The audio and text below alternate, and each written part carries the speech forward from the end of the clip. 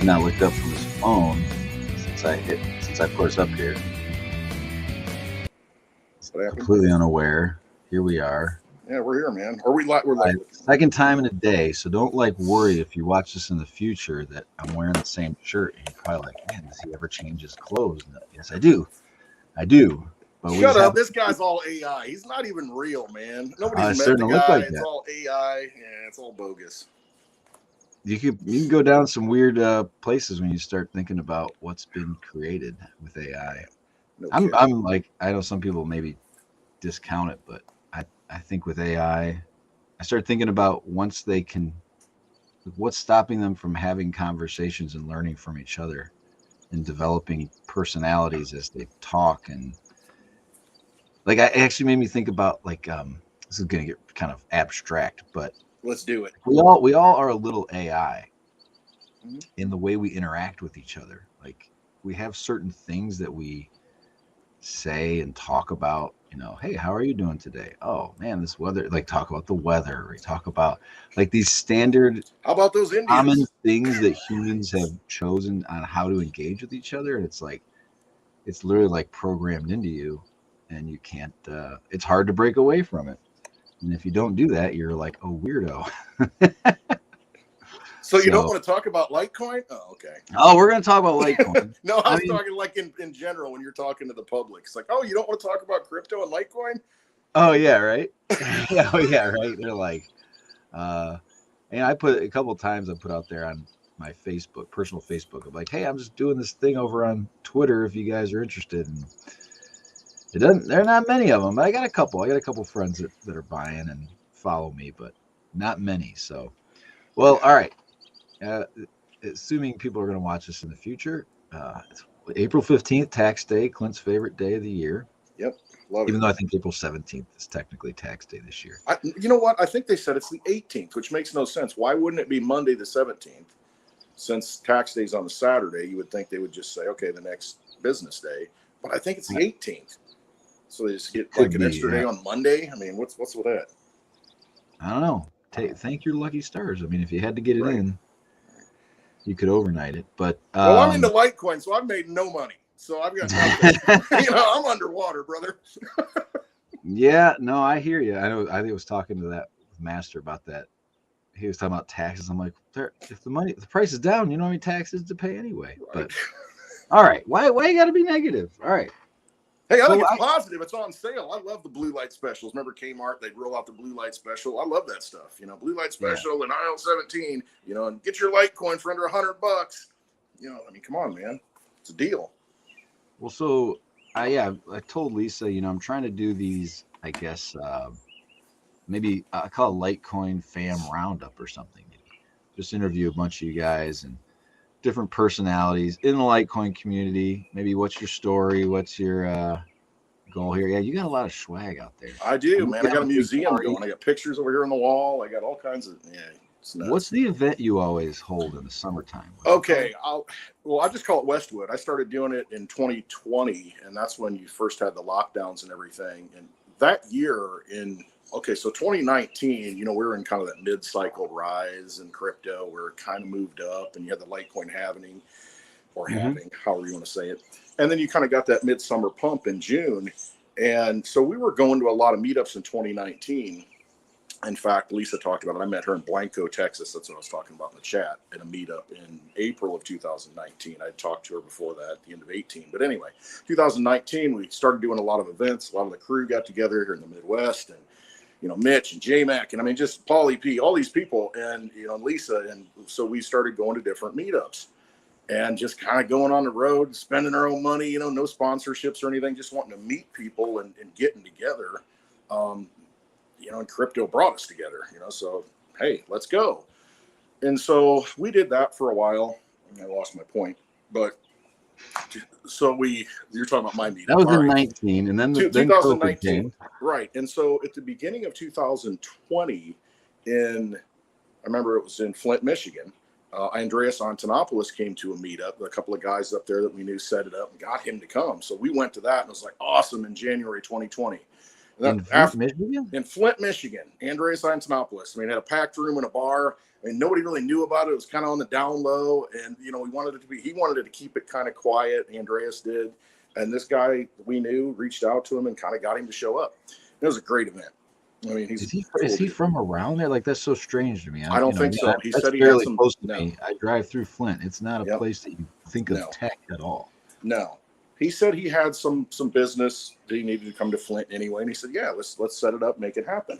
And so that happened at the beginning of 2020, and then we had all the lockdowns starting, and so all these crypto events that we're going to are pretty much everybody's afraid, canceling everything. Oh, forget it. We don't know what. Everybody's scared, fear porn, all that crap. So I said in 2020, I said, this is ridiculous. I'm going to put on a meetup, just a community. Hey, let's come together.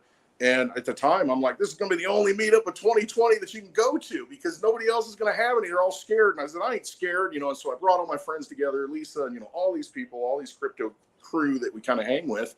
And I had it at my place in the middle of a cornfield in Illinois. And so ever since then, 2020 and then 2021, 22, 23, and I'm going to have it again this year. Usually I'll do a couple events a year. One big one in June-ish. Usually it was July the first year. But I'm like, I want to bring the community together.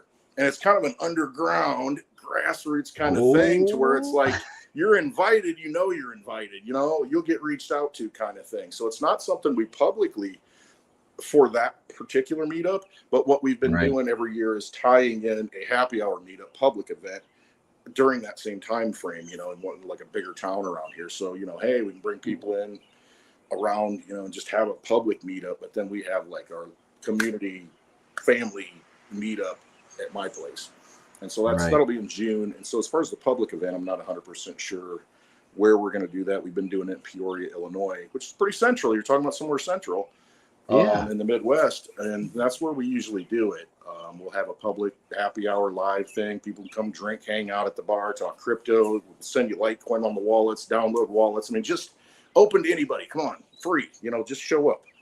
And so, that'd be cool if like that. It can kind of grow. Obviously, being on your own land is probably you get a little squirrely about that, but you would think we could maybe. Because I was actually looking at this within the last few days. You got your drink? What you drinking, Grant? I'm not doing anything right now, dude. I was starving. I hadn't eaten. I'm trying to lose some weight, to be honest. And I was like, I hear you. I just had my lunch, and I'm like, I hadn't eaten all morning, so I'm just happy to have some energy back. But what are you already drinking beers? What do you got? Well, I'm gonna have a beer. I got a happy hour hangover. I was late. I had a Spaces last night. We went to like 1:00 in the morning, and so I didn't change with Lisa like I said I was going to do because I'm like, let her have the early shift because she's going to be hurt. So I thought I'll put it off a little bit. But anyway, no Bud Light for me. I got some Big Wave, Aloha, something. Big Wave, yeah. Yeah, I like the I gotta say, like, I really don't want to get too political about things because I think it's bad. Well, but I think that the Bud Light thing might be a turning point. I think that like my wife, again, I say she's not very politically involved at all, but even she was just like, why would you do that? Like, that seems like the worst idea you could possibly have. Everybody knows. You see somebody drinking, who's your core audience with like Bud Light, Coors Light, Miller Light? Guys out fishing, hunting, out in the working all week. Maybe not working all week, sitting around a trailer in a freaking fold-up chair. I mean, just any average Joe. Me, I used to drink Bud Light all the time. And it's just, I won't do it now just because I'm not going to give my energy to somebody that wants to set an agenda. Just make the beer and I'll drink it. I don't need an agenda to go with it. And that's what pisses a lot of people off, like me. And like you're saying, just common people are like, everybody resonates with like drinking beer. I mean, especially in the Midwest. And I mean, when you go and do something so far to either extreme, it's just not what you do. It's not good business. I mean, you should be apolitical and sell a good product and get as many people involved as possible rather than alienating a base. And that's what they've done. Well, it's tough. The other tipping point, because I've even shown, again, I would say my wife tries to she's not actively like on Twitter or diving into this debates, right? It's like she doesn't want to get involved in it, but so it's like some of the things you show them, you're like, look at how crazy things are getting, and nothing has really resonated. But I think what's happened a bit is it's a bit of an insult to women. And I think that's where, there hell hath no fury. You know what I'm saying? Yep. Where it's like you're pretending. I get it. I'm not saying there's not transgender people, Right. but there's something about the way that guy's portraying women. It's like over feminized, and it's like a caricature of what a woman would be, even. So it's almost like, wait, are you playing with me? It almost feels like you're messing with me. You're pushing my buttons a little too much. And I think for whatever reason that particular person on that particular beer can Shim or is whatever. just like, whoa. I think Bud Light drinkers will sit there and say, we're just gonna maybe not abandon forever, but boy, you're not gonna get any of our sales this summer until. Yeah, we're going to teach you a little lesson and smack you Yeah. down a little bit, And and so, it may come back. It may, but the lesson I needs to be ultimately, taught. a lot of that stuff, I think things get a little extreme where it's like, just because someone identifies as whatever doesn't mean that they're the enemy or they're on the other side, or they're liberal or whatever, or conservative. It's so sometimes I don't like the jumping to conclusion, the extremism. So I hope that we can have a more balanced conversation about it, because I think that it's been like you can't even have the conversation, and now I at know least you get shut down. Yeah, so some of the sports leagues changing. I think it was like the national organization it wasn't the Olympics, but it was like International Sports Council or something, made it so that biological men can't compete against biological women. Those are just little tiny steps, and so hopefully we can meet some sort of center ground here. I didn't think we'd be talking about this, but No, I mean, I'll talk about anything. It's not just vampires. I mean, let's talk about some things that are whatever you want to talk about. We'll talk about some chart. We'll talk about Litecoin price action. We'll talk about whatever. I did that today. I saw that earlier, and I like the gold silver research that you've done. And I mean, I've always been a big silver bug just before I ever got into crypto, because listen, I knew that the economic system was toast. I just knew that from an early age. I just tried to figure out, okay, what do you do about it? And so silver was kind of the answer for me, because I look at gold and I'm like, it has no use case other than, okay, put it this way, I shouldn't say that. The use case is that you can't destroy it. I mean, it's like your energy can get soaked up into it and you can't burn it, can't, put it underwater. It's not going to rust, tarnish, any of that stuff. I mean, you can't be destroyed. And so that's the benefit of it. It's not like, assets that can burn up in a fire or anything. And silver, though, is very similar to that, but it's got a use case. It's got medicinal purposes, antibacterial, viral, and industry, best conductor of electricity, those kind of things. It gets used up like you were talking about. And I get my head around it. I'm like, wait a minute, why would I buy all this gold that all the big players control anyway? Because you got to have big money, and those are the people that hold it. Central banks, all the people we don't like that have screwed the system up.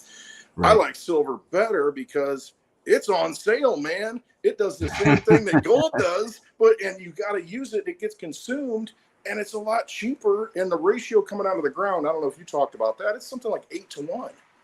Gold versus silver coming out of the ground, something stupid. And it's just like Bitcoin and Litecoin. It's like, okay, look at the ratios. One's way like how many tons are coming out of the ground, or per year? Like per year, how much are they extracting? New extractions every year out of the ground. How much is being mined? The mining was like 3,000 to 5,000. Oh, no, I got it written down. What would be actually more interesting is how many dollars worth of gold are pulled out of the ground versus how many dollars worth of silver. Yeah, you're right. No, that's a good point. Let's see. So here it says gold is mined. Well, gold they said 2,500 to 3,000 tons a year. Silver is 26,000 tons a year. So 10 to 1? 10 to 1. Okay, 10 to 1. And the ratio is like 70 to 1 as far as dollar price, I think. 70, 80 to 1. Yeah, 10, 40, yeah. Maybe even 80. Is silver about $25 right now? Yeah, about 25, 26, and gold's like 20, 50, I think. Well, those parallels are so interesting to me. That and that's why I resonated with Litecoin. Yeah, has the utility. People are using it more for what it's actually intended to be used for, but the speculative value is smaller. Yes. And so that more than anything says to me maybe there's more top heavy risk to gold and Bitcoin, right? And less of that risk in silver and Litecoin. I think so. I mean, you take your energy. It's like, hey, if you make $2,000 a month, let's say, okay, you got $2,000 a month left over. What are you gonna do with it? You're gonna put it. Nobody has that, but I mean, you're gonna put that into an ounce of gold. or are you going to get like 80 ounces of silver? I mean, the tangibility of that, having 1 ounce of gold in your hand versus all this pile of silver in your hands, like, you know, and the thing is, if you want to spend the gold and you want to buy something, if you're not buying a high ticket item, I mean, what are you going to do? Carve it up? And I mean, shave pieces of it off? I mean, how do you do that? With silver, you got all these coins. Like, oh, I'll give you 1 coin for that. Well, okay, I'll give you an 80th ounce of this gold for that. Okay, now you destroyed the numismatic value and all the others. It's like, it doesn't make as much sense to do that. So, I don't know. Litecoin's the same way to me. It's way undervalued compared to Bitcoin, and it I'll be value faster and better. To be honest with you, before I looked at that stuff today, I was like, I would always think of like, yeah, gold's probably the place to go. But after watching that, I'm like, reading that, I'm like, you know, silver really does have a lot more foundational use case. Like the bottom is higher, right? It's only going to drop so much because there's an actual need. Can't go to zero. Right. You know, it can't go to zero. Where gold, there's very little actual need for it. So it's only the monetary premium. So if that ever goes away, you're in real trouble. I agree with you. But I think that's also true with some of these blockchains outside of even Bitcoin and Litecoin. Is you look at the ones that are actually having a lot of activity. Sometimes they don't have the monetary premium that other ones do. And then like we would think about, once you realize, okay, well, this is what this tool is used for, is to send money around the world, privately possess it. And if you had to have two tools side by side on which one you'd want to use, Bitcoin or Litecoin, in that scenario, you're going to pick Litecoin because it's faster, easier, cheaper. It's got all those advantages. It's going to cost me this much more to send this, and it's going to take this much longer. Right.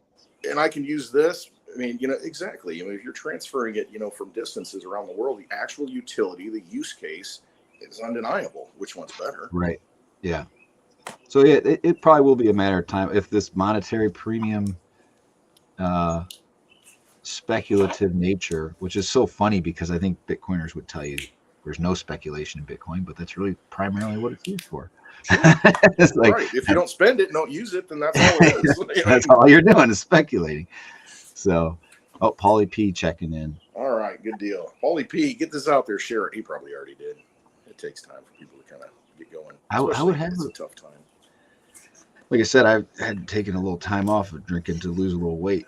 I had some last night. I did the same thing as you. I was like, I woke up today like, got to get my act together. Right, pull it together, scrape it up. Yeah, put the dogs got me up. I was kind of glad they did.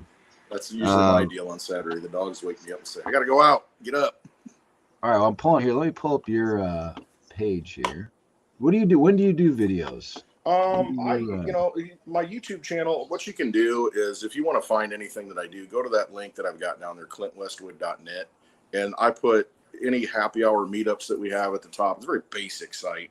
And then it'll take you to my YouTube, take you to my Twitter. I got links to it, so you don't have to search, you know, _ Clint Westwood _ that stuff, you know, the handle. Just go to clintwestwood.net, and then right at the top, you can click through on any social media that I have. But the YouTube videos, I will put up, usually I do one a day, you know, maybe 3 or 4 days a week. You know, a lot of times in the morning, if I'm taking my daughter to school in the car, I'll turn the camera on because I'm talking to myself anyway, you know, so why not turn the camera on and talk smack to everybody else? So I'll just talk about whatever's going on that day and just ramble. And then you driving home from work or something? Yeah, like going to school, you know, take my daughter to school or driving, you know, wherever I'm going. Just turn the camera on. I'm in the car. Why waste the time? You know, I'm thinking about this stuff anyway, so let's ramble. You just use the regular mic. You don't worry about road noise or anything? Nope, I just put the camera up on a little mount that I've got there and turn it on, and I just use the speaker on the phone. And that is when I do my best ranting too. Yes, that's why I'm like, I do that. You know, that's why I started doing it, because here's what I used to do. In end of 2018, I went to the Litecoin Summit 2018, 2019. But at the end of 2018, I met a lot of great people at the Litecoin Summit and had the conversation because I was debating. And you see this, you mentioned it earlier in the Litecoin community, especially, you know, a lot of people want to remain anonymous. And so at the time, I'm like, people are like, you need to make videos. You need to do something. You need to get out there and do this. I mean, you got some knowledge. And I'm like, yeah, I know, but I don't know if I want to out myself. I don't know if I want to get out there and, you know, put your face out there. It's not like I'm attractive or anything and people are going to resonate. So somebody said, just get out there and do it. I'm like, all right, I'll do it. And one of the Litecoin fam chats, the guy said, hey, get in here. And, so we meet a bunch of people. So I started doing Twitter videos, and I'd done that before I really got with the Litecoin community, but I started doing Twitter videos, and they're 2 minutes and 20 seconds. So I kind of got that down to an art form to where I come out with a boom, boom, boom, 2 minutes, 20 seconds, talk about this and get the message across. And I did that for several years, but recently I've kind of slacked on that a little bit. But I got more into the YouTube because I get more into the rambling. Everything's going on. I'm talking about this, and you can see I can ramble. So I started doing longer videos. And so, but with Elon doing the Twitter thing, I may go ahead and sign up for that and then, put the long videos on Twitter because it's like an hour long, I think you can do, and YouTube, and maybe, reach more of an audience, even though Twitter's not that platform for that, but at least it's on there because a lot of people, there's not a lot of bleed over from Twitter to YouTube sometimes. And you see that in the chat. It's like tough to get that cut over. Yeah.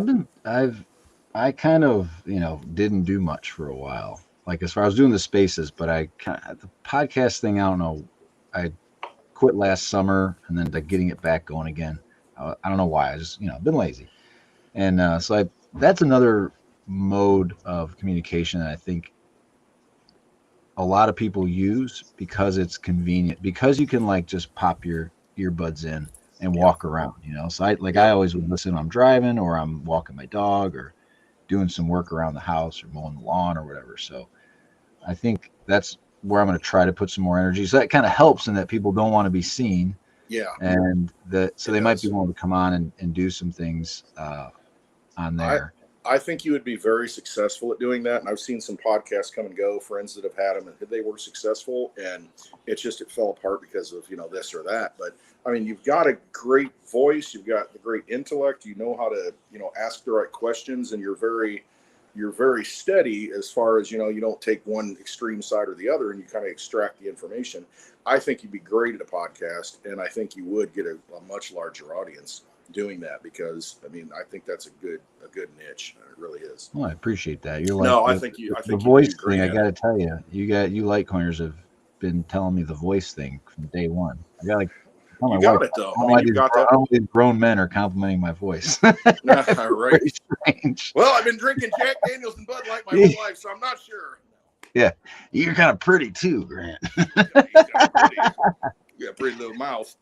I don't want to go there, but I want to go there. So yeah, very basic. A lot going on. I just built it myself using basic HTML, and I got my own page, and so I'll just hand code the stuff because I kind of go way back doing that. I don't know a lot, but enough to get by, and so I'll put a lot of links out there, just content. I haven't updated the videos that I'm on for like a year because just look at the right side there. I just like posting all these videos. And if people have your YouTube, right? Are these all on your YouTube?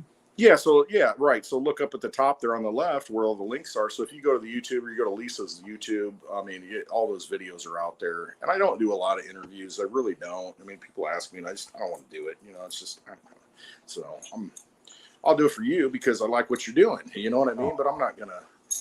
I don't care. I don't want to get out there and be this big, influencer and all that stuff. I want to live my life, be left alone, have sound money for the digital age, and, opt out of the freaking system that's a vampire right now, vampire casino. I want out. And I just don't want to play the game, because I see a lot of these just like, hey, can I come on your podcast? Well, we're Bitcoin only. It's like, whatever. That's your wheelhouse. Do your thing. But it's like, that's not why I'm doing this stuff. I just want people to have money that, you go to work and your energy gets valued in something that doesn't get erased through inflation because you've got a vampire Fed system that does whatever they want with the monetary supply and robs you of your energy, every year. F that. I don't want that, and so whatever it takes, whether it's Bitcoin, Litecoin, Dogecoin, Digibyte, whatever it is that people can use and put their money into that transacts their value that nobody can steal from them. They can hold it in their own possession. If they can do that, I'm all for it, man. I'm not one coin only. Yeah, I'm kind of a Litecoin maximalist, but I love other coins too. Use them if they work. Yeah, that's I said that with Lisa. It's like I live as a Litecoin maximalist, meaning my personal stash, but I don't have any care about what you want to do with you. Like Vertcoin? I like Vertcoin. We all I don't know. Vertcoin. You know what? I'll tell you the truth. I sold my Vertcoin. Yeah. I figured. You know what? Well, because Bittrex was like the only place with Vertcoin. Yeah, so it gets to the point they are it's illiquid. news. If anybody doesn't know this, Bittrex is closing their U.S. operations by the end of this month. So that's a big deal because a lot of those coins were on there that you can't get anywhere else, and now they're illiquid basically, unless it's truly peer-to-peer. Yeah, so that's why I got out. I was like, uh-oh. Yeah. I was already worried about it because that was the only place Vertcoin was. But Digibyte, does Digibyte in a lot of places? They're on Binance, and they're on Bittrex. That was kind of one of the big ones, but they're still on Binance and a couple other exchanges. Yeah, that's the problem with that. I mean, I love their tech. I love that they got multiple algorithms. I love that they, do like a real-time adjustment, and it's 15-second blocks and it's super fast. I mean, they've got a pretty good community. But the thing is, it's just the liquidity. And that's why I always fall on the side of Litecoin first for me, because I mean, money's got to work. You got to be able to transact with it. I mean, you've got to have gateways in and out, and it's got to be, it's got to be liquid. And so Digibyte's time will come. Even Dogecoin, it's not that liquid. I mean, it is on a lot of exchanges, but if you think about it, is it on many ATMs? I mean, not really. I mean, but Bitcoin, Litecoin, they're always on that stuff together. And so if it's the choice, I'm taking Litecoin. Just no brainer. Yeah. It's funny because Charlie has always been like, hey, Bitcoin, get your Bitcoin first and then start buying your Litecoin. Right. And that's very frustrating to hear as a Litecoin. Come on. I know.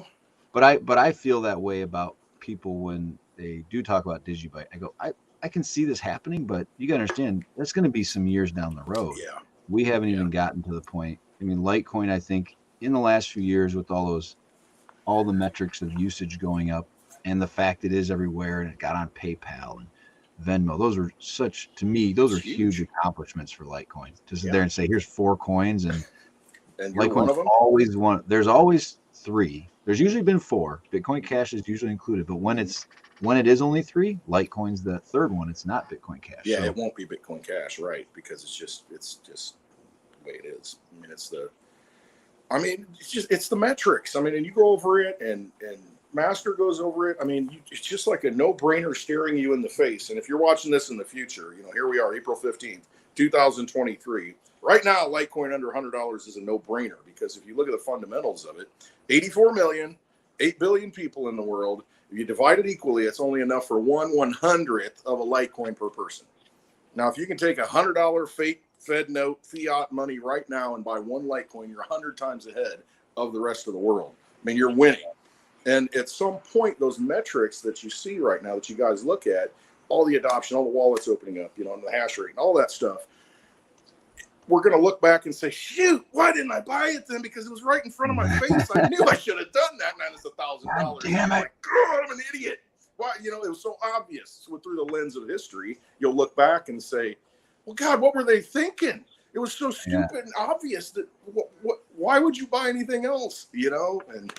But we have to be vindicated at some point when, it will.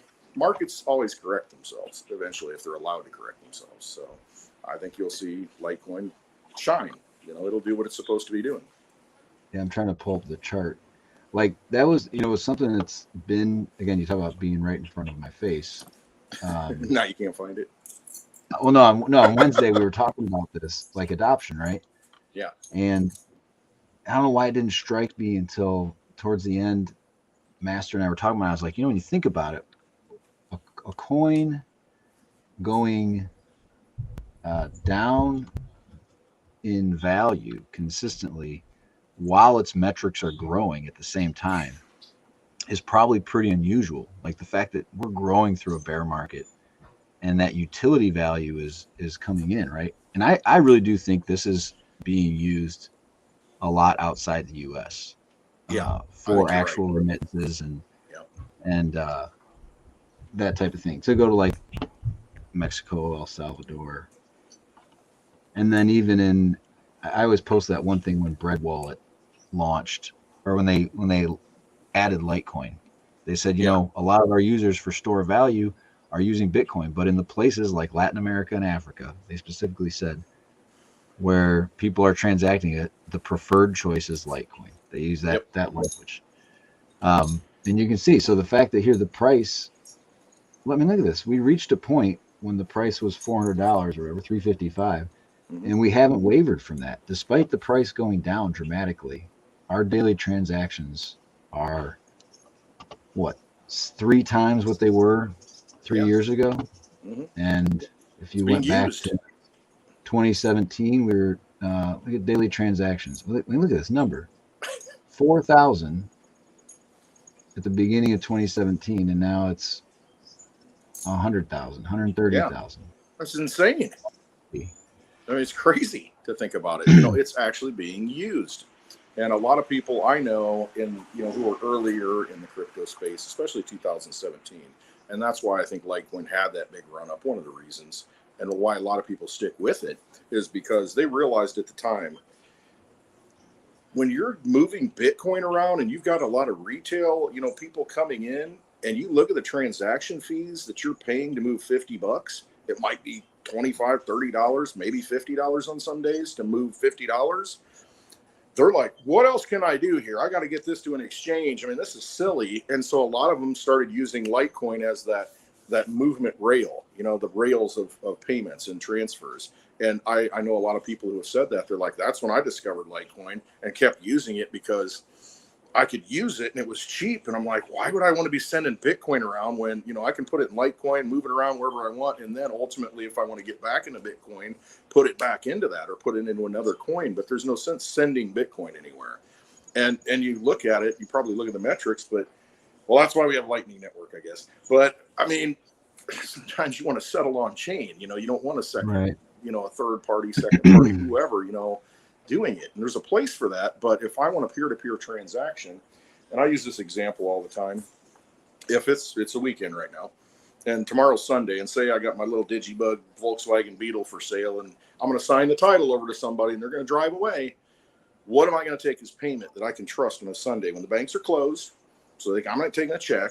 Okay, the coin dealers are closed. So if somebody brings me gold or silver, I don't have any testers or any of that stuff. I don't know if it's legit. It could be fraudulent. Am I going to take cash? I don't have the yellow little marker pinned where I can tell if it's fake, I mean, it could be counterfeit and I get scammed. They're taking my car, my asset. It's gone. I've signed it away. And whatever they give me, I better have faith that I have it in my possession. And I tell everybody, I say, you send me crypto, specifically, you send me Litecoin, I'll take Digibyte. I mean, I really don't want Bitcoin because I want to get rid of these people. I don't want to be waiting all day because they didn't put enough transaction fee in there. You know what I mean? It's like, I want it done. Sure. Get out of my property, get off my property, take it and go. I don't want to see anymore. And it's like, pay me a Litecoin because I can see it on my phone. And I'm like, boom, the network transacted, the network confirmed it. It's outside the banking system. It's outside of government. Once I get it, I know I'm good. Ain't nobody taking that away. I got it. Right. And so that's a great use case. Peer-to-peer transactions. I mean, that's what we got to start doing with this money, using it as money. And until then, you can bitch and moan all you want about all the banks, this and that. And it's like, okay, what are you doing about it? Are you leaving your money in the bank? And you got $100,000 in retirement. What are you doing with it? If you want to opt out of that and quit being controlled by the vampire casino, opt out of it because the tools are already here. Don't wait. You've got the ability since 2009, 2011 with Litecoin. Do it. Take it out and start using it. I mean, a local guy, went to grade school with him. He's got a mechanic, he's auto shop. So I had a little work done on my car, took it up there, and, I paid him in cash. And I said, hey, man, I gave him a silver coin, 1 ounce silver coin as a tip. He's like, what is this? And I was like, no, just hang on to it. And had Litecoin, the Litecoin silver round, and I gave it to him. And I gave him my little crypto card that I take everywhere and get in trouble leaving it at ATMs sometimes. But so I leave that. It's got all this information. They can scan it and get information on cryptocurrency, Bitcoin and Litecoin. I gave him that. And he's like, oh, you're into crypto? I'm like, yeah. He's like, oh, man, And I said, yeah, I know the banks. And this is just a few weeks ago. I said, I know the banks. They collapsed. He's like, yeah, I don't know. I got it in the credit union, but it still worries me having my money in there. And I said, that's why I'm into crypto, man, because I want to be outside that system. And so you're planting seeds, and it takes forever sometimes, but it's okay. You just put the message out there. And at some point he may say, yeah, you know what? I'd like to get into that. And I want to be able to take my car and say, hey, can I pay you in Litecoin? And he'll be like, yeah, cool. Send it to me. And so you got to build those networks of people, at a grassroots level to where you can have like-minded people transacting value in a new form of money. Because, the old system, it's effed, man. They've got it completely it's just not good. It's collapsing in front of us, and we've got options. Let's teach people how to use it at the local level. Don't think big picture, because you were talking about that. You feel charities and this, and you feel frustrated. You know, sometimes people do, because where's my money going? 25% of it goes to this charity. You know, 75% goes to overhead. You know, the real people don't get it. And so by you buying that NFT, which is awesome, goes directly, 100% of it to the person. Yeah. And so if we can start doing that, 100% of our energy that we've stored up into Litecoin, for instance, goes to that person. There's no middleman. There's no bank fees. There's no waiting, no frustration, aggravation. Right. That's what we got to do, man. We got the tools to do it. Pick the tools up, economic tools on the battlefield. Pick them up, use them, win the war. Right. Yeah, it's true. And like, you know, it's like, it's funny because like literally on Wednesday at the end of the show, I was just like shitting on NFTs, but and then you don't buy one 3 days. Well, but like what I was shitting on was I don't know. Maybe I got a lot. Maybe, you know, I'm not going to leap to too many conclusions, but like it is very cool that there's also like this bit of it's a receipt that you can show that you actually did donate something, you actually did do something, and it can't be fabricated. Yep. And you've got that unique identifier.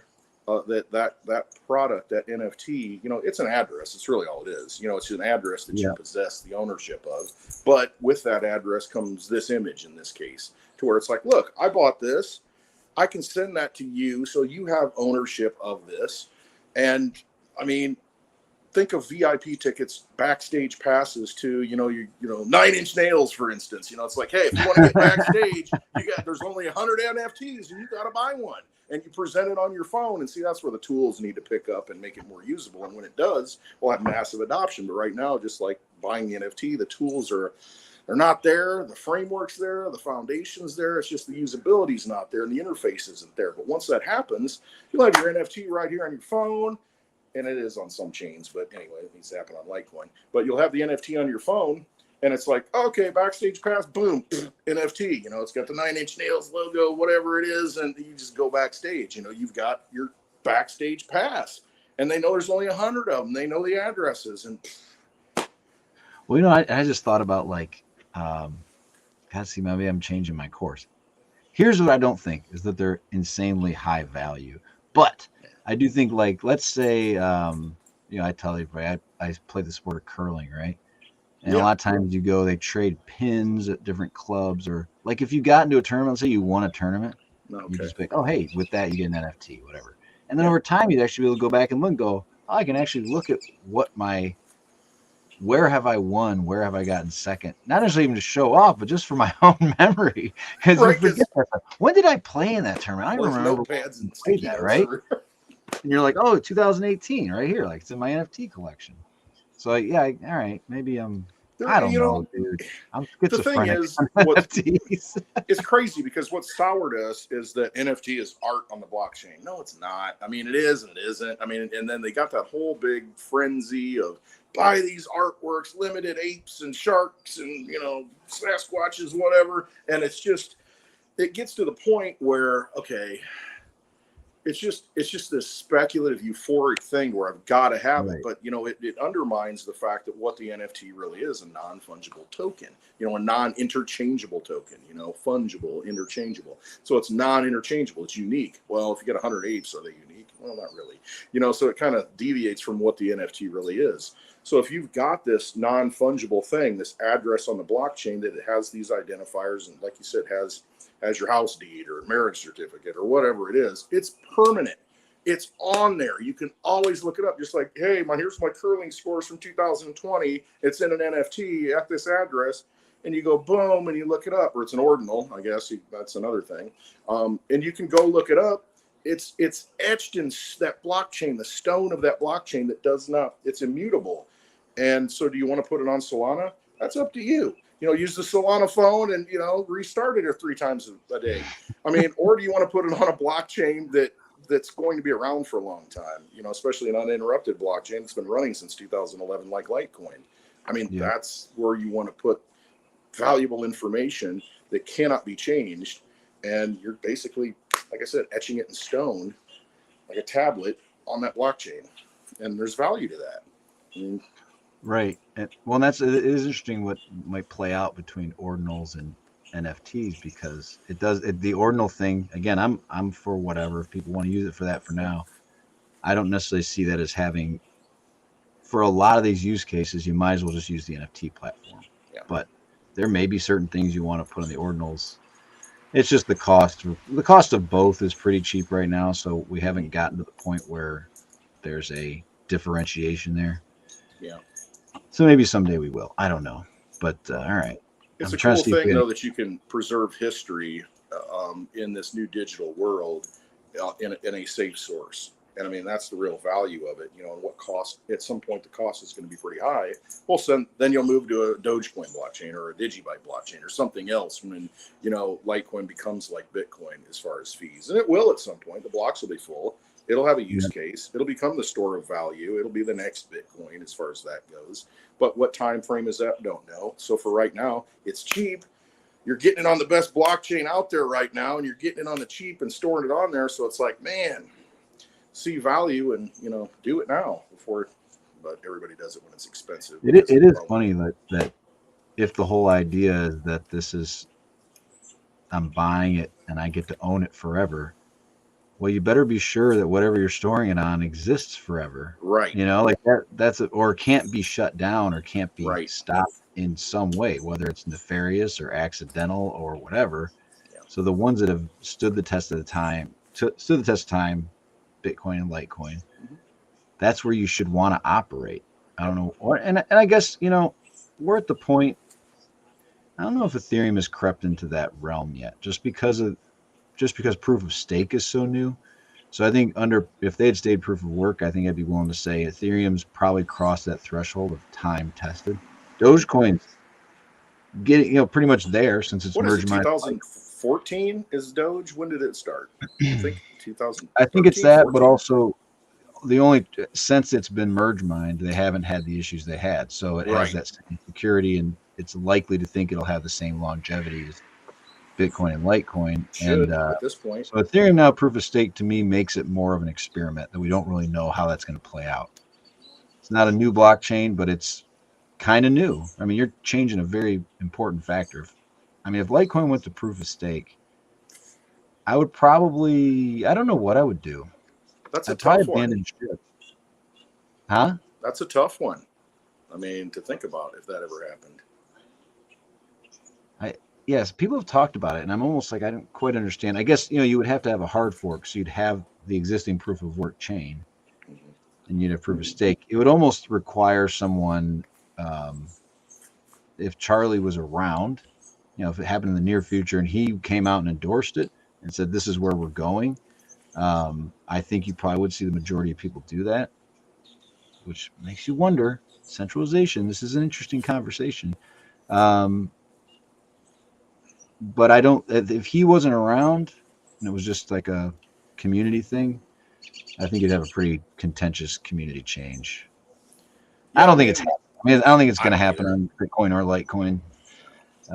Dogecoin, maybe. I know there's been a lot of people stirring that idea up in Dogecoin, but I like to think there's enough people.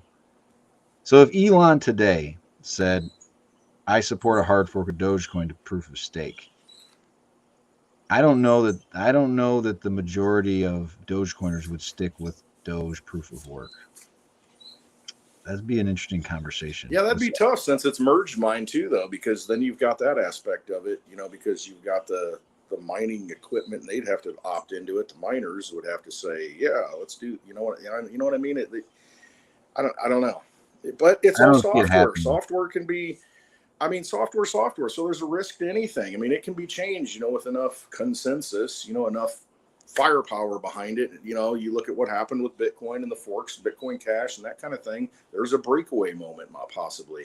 But you make your choice. And, you know, if you chose Bitcoin Cash, well, it is what it is. You know, you know, Bitcoin was the dominant one. And so it's, you know, ultimately the market decides.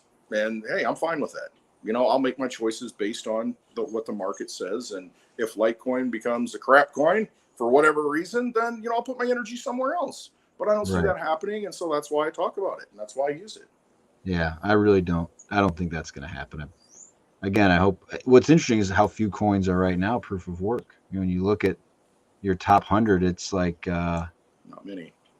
yeah, I mean, I could probably look it up. It's Bitcoin, Litecoin, Dogecoin, Monero, Zcash, and we're starting to get into the lower ranks already. So yeah, and to start a proof of work coin now is basically impossible because I mean it could be easily taken over 51%. I mean you'd have to have a lot of energy behind it and a lot of equipment behind it to where you can dominate it. That'd be pretty hard to do because how much money are you going to put behind a startup like that? With real firepower, not just a smart contract that you just go out and shill. No, I mean actually putting the energy and the resources behind a new startup like that. I don't know. I don't know that can happen very easily anyway at this point. So that's why these coins that have been running, these proof of work coins have been running for so long. They're so undervalued given, what they are and the longevity that's there. And I mean, you're seeing the energy go into Bitcoin, but that's why I look at Litecoin. I'm like, man, it's going to be 12 years nonstop running this October. Yeah. You might want to look into it. I think there's a website. Look into Litecoin, right? yeah, right. Well, it's funny. So, Return of Nanjing, he seems like he's an XMR guy. He's been posting, but he just posted about RandomX mining. I know that's a change on Monero, but I need to get a Monero person in here to learn about it. But they consistently are changing their protocol. Like they hard fork quite often. Which I don't think is bad. It's like a moving target, right? But I don't know enough about that to either endorse or deny it. Yes. Right, I don't either, and I think it's probably a great technology and superior in a lot of ways to a lot of different things. But I look at it as I'm just an average dude in the Midwest. I mean, I just want things to work. I want it to be understandable and simple because if I have to explain it to somebody, people aren't technical.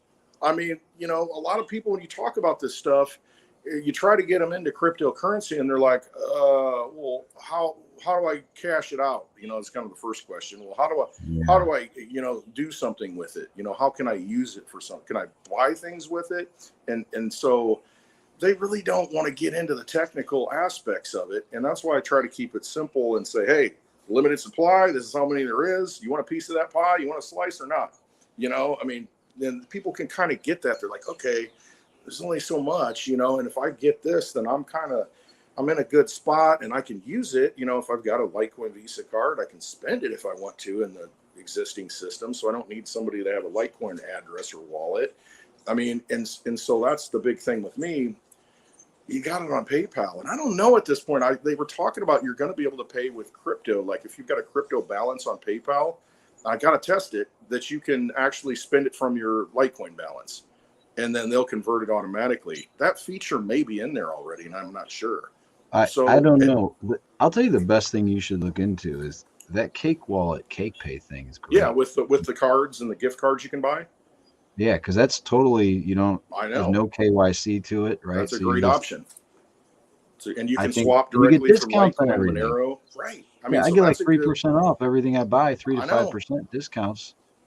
And yeah, sometimes I do it and it's like I kind of forget about it and I come back, I'm like, why am I not buying everything with this? Saves me 3% right? just for the savings. It's like I can have Monero and Litecoin and switch back and forth. That is a great wallet. It really is, to where you can.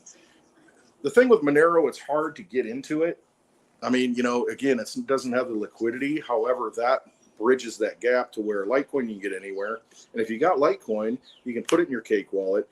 Boom, you could flip to Monero if you want to, or you can buy those gift cards. And at that point, you're not in that Visa system. You're not in that MasterCard system. It's that gift card system to where it's kind of a different entity. And you can take that anywhere you want, spend it. And right. That's pretty cool. Yeah, gift cards are, I don't know why. I find them, at one point I remember realizing people, for Christmas, here's $100 Walmart gift card or something. And I remember thinking, man, Walmart's got all that money. Like they already have the money now. Yeah. Well, even if you never shop there, they got your money. And it's like a free loan to them, right? I think they even at some point they have like $4 billion in unspent gift cards or something. So they can use that money and earn interest on it. It's their piggy bank at that point. And all they have to do is give you, you're going to come buy something that they're making probably they're going to make 40% profit on anyway. Yeah. So they're having to give you $20 worth of stuff and you're upfronting them $40. Like it's a great system. Right? It really is. It's a great benefit for the merchant because, like you said, how many people never even use it? Yeah, I got $2 on it. Maybe I should sell Litecoin gift cards. Hey, Litecoin Underground. That should be something, right? Like, let's say you too.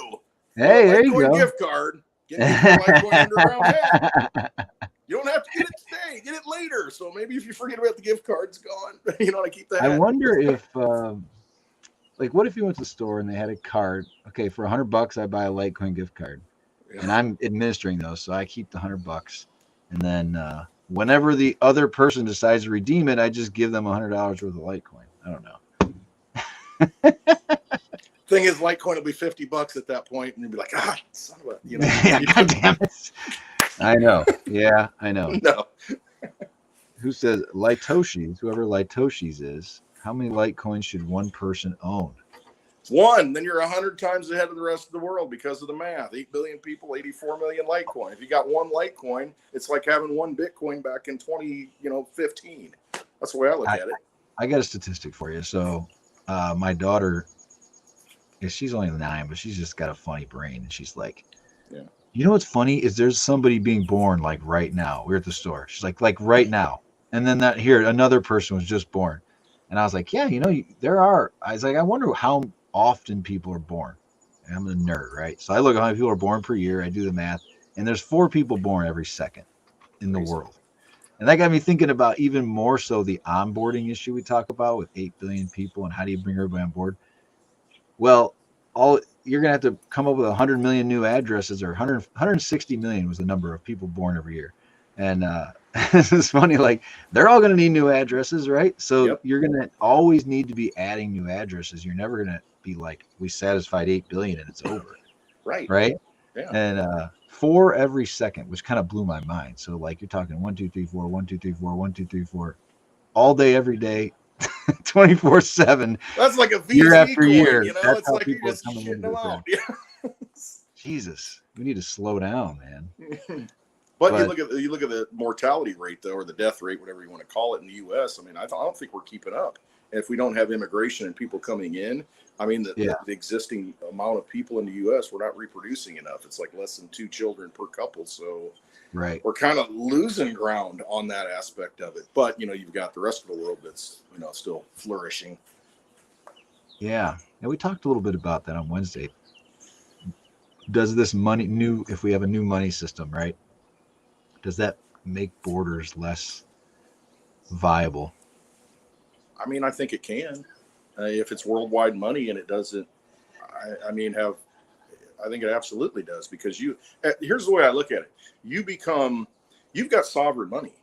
You kind of become a sovereign person at that point, because you can take your assets and your wealth anywhere you want to go. And so it does at some point erase borders, because you really can't that's the big thing. You're a citizen of this state. You're a citizen of the United States. There's certain control structures based on that. But at some point, maybe you're just a citizen of the world, because you take your wealth with you and all your energy stored up with you in your seed phrase, or, your crypto, whatever it is.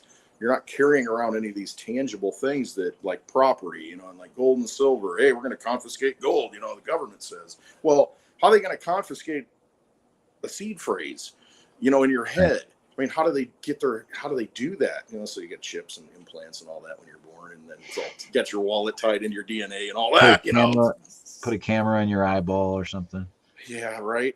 But it does kind of erase borders if you can take all your wealth with you anywhere you want to go. You're really, that starts to erode, I think. And I think you're seeing that right now. And they're trying to maintain control when it's going to be hard for them.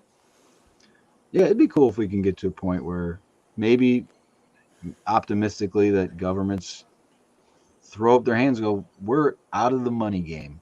Like, we're out of the money business, and we've got to function without that control. I don't think it'll happen peacefully, but hopefully that day comes where we don't have this grip. I love your phrasing, Vampire Casino. If I had any recommendation for you, change your channel name to like Vampire Casino. The Vampire Casino. You guys should have, like, I was looking up yesterday, because there's I've always said blue collar crypto, right? Mm-hmm. And Yeah, I think there are a couple channels called Blue Collar Crypto, but Yeah. you got a No. coalition. You Well, and that's it. Paul. Grassroots. Just working man. People that are boots on the ground, trying to survive, trying to find ways out, and that's the thing that a lot of people get frustrated by. It's like, well, where do I even begin? How do I even get out of this thing? And I mean, I got my retirement and I got this and, and everything's tied in this existing system. If you got $100 left over, put it into something different, buy Litecoin, one Litecoin a month, or buy whatever crypto you resonate with, or buy some silver if you want to, do those things, because if indeed you lose everything in that old system because it collapses and the dollar just goes poof, think about the value that you're going to hold just in that little bit of item, because it's going to be so much more valuable because it survives and it has a use case. I mean, Weimar Germany, when it collapses, what's going to have value if the money no longer has value? Well, if you get a silver coin, or if you've got now this digital asset that you can give to somebody, I mean, you're way ahead because most people aren't going to have it. I mean, that's why I do the numbers. I mean, 1/100th of a Litecoin per person. So, yeah, that system's going to sustain itself, and that's what sound money is. Got the door open today. But that's what sound money is. It exists outside of the government. It's not like Confederate bills to where they lose, okay, they're worth nothing. I mean, gold holds its value because of that reason. Silver does. Crypto will, just because no government has issued it. And it stands alone outside itself. So that's what sound money is. Yeah, I can't imagine living the South, and you use the money, and then the war ends, and you're like, this is nothing. Now I have absolutely nothing. Yeah. Although I wonder if their money was redeemable in anything. I'd be right. Probably not. It'd be an interesting conversation. I'm not really sure how the money in the South worked. So, all right. Well, yeah, I don't know. I don't know, maybe we'll do these more often. Like I said, I want to get a couple of these done. Yeah. I don't want to take everybody's day. I've already done some. I got to go mow my lawn because where you are, it's actually been nice out. So I mowed already, and I've got 5 acres here. And then Mitch, my buddy, he lives across the street's got 2 acres, and he's traveling right now. So I was mowing all freaking week, it feels like. And now it looks like it needs to be mowed again. Yeah. And I got to go to Oklahoma City on Friday and Saturday. I'm leaving Thursday. Oh, yeah. So, I only got so much time, in the window. So who else is going to be there? You and me and Bix Weir. If you don't know who he is, roadtoruta.com. He talks a lot about silver in the monetary system, and he's kind of seen this coming for a long time, in cryptocurrencies, and he's a big Litecoin fan. I'll tell you what, if you can get him on the show, that'd be a great show, because he's got so much information. And I mean, I'll talk to him. Has he been on your Friday thing? Yeah, he was on a couple of weeks ago talking about the Oklahoma City event, and he did a road show. Because he's a musician too, and he sings songs, and he's the one saying Litecoin is the right coin, and he performed before the 2018 Litecoin Summit the night before, and the 2019 the night before, and had brought a lot of people in and had this concert where he played music, and it's more of like a folk type artist singer talking about all this stuff, and he's a great dude. He really is. I mean, he's on point when it comes to sound money. So it's somebody that look into, but he's going to be there. Bitcoin Ben is going to be there. Everybody knows Bitcoin Ben. Johnny Litecoin's going to be there. I'm not sure. There's other people in the community who are going to be there who are in the chat all the time. They're driving in from Texas and flying in from Florida and just all over the country, really. Javier going to be there? He's trying to be there because he said he just got to Florida and he's like, I don't know if I can make it back. I'll have to fly back there. And, he wants to really go. And so I don't know if he's going to be able to make it or not. Paulie, unfortunately, can't make it because of conflicting, things that he's got going on. But there are a lot of people in the community that are going to be there. And it's, of course, Litecoin Lisa's going to be there. And I'll be there. How long is the drive? How long is that drive for you? It's about a 10-hour drive. It's about 700 miles. One way. Okay, yeah, that's a ways. Because I'm probably 5 hours from you, something like that. So I'm not driving 15 hours. Yeah. So I mean, if you want, when we end this, if you want to talk, if you want to hang around for a couple of minutes, I'll give some details and that stuff. But I'm not going to go. I mean, no, I'm talking about something else, and we'll talk about that. Won't talk publicly about it. Privately. Oh, you got another inside scoop. Alpha? They call it alpha. Yes, I got some alpha. The top of the food You're chain. drinking and smoking a cigar. Jesus I know, Christ. right? I need another beer. That's the thing. If you're going to continue this, I'll go get another beer. But if No, I think we'll we're good. I wrap think it we're up. good. I All want right. to keep these digestible. I'm going to put these. I'm going to put these on the podcast as well, and I'll make these into a video. Yeah. And yeah, so I guess that's it. Go see Clint Westwood at clintwestwood.net or show up in Oklahoma City. I have a ticket. Only one person has reached out as far as wanting to be entered in the drawing so far. So we have somebody in the clubhouse, as they say, nice, that has their ticket to OKC. It is Oklahoma City, right? Is that where she is? It's in Oklahoma City. Yep. Okay. Yep. So it's open, and it's a good time, man. Get there. Another thing we're going to be doing soon. I might as well announce it. I'll post it as well. But I was talking to been on the Litecoin Foundation about doing like a regular monthly spaces. So I think we're going to do like first Wednesday of every month. They'll come in for like whatever, half hour, whatever, just update on what's happening with the Litecoin Foundation. So that might be kind of cool. Yep. But that's all I got for you.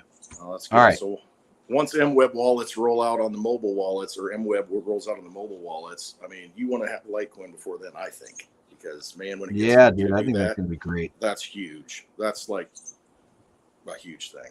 Really well, so take Cake Wallet, perfect example. Once they have MWeb and you can buy gift cards, if you can buy gift cards with MWeb, I mean, what an you got digital cash, baby.